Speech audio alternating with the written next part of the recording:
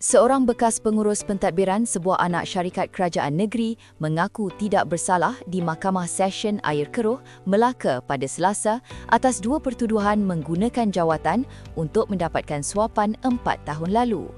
Tertuduh Erwan Abdul Aziz, 45 tahun, membuat pengakuan itu selepas pertuduhan dibacakan di hadapan Hakim Elizabeth Payawan.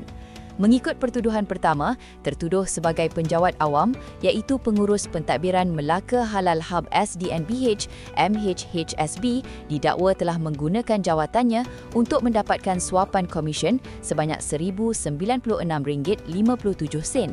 Perbuatan itu adalah sebagai balasan mencadangkan sebut harga syarikat milik isterinya yang dilantik sebagai ejen insurans untuk pembelian insurans kebakaran MHHSB dengan nilai premium RM7,310.48 bagi perlindungan bernilai RM6 juta.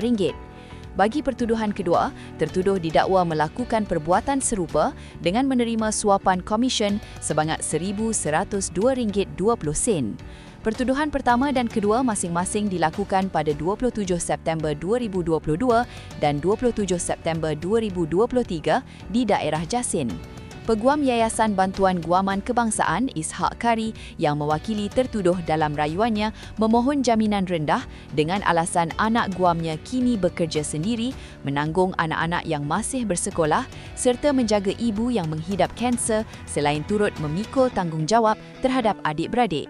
Mahkamah kemudian membenarkan tertuduh diikat jamin RM15,000 dengan seorang penjamin dan kes disebut semula 14 Mei depan.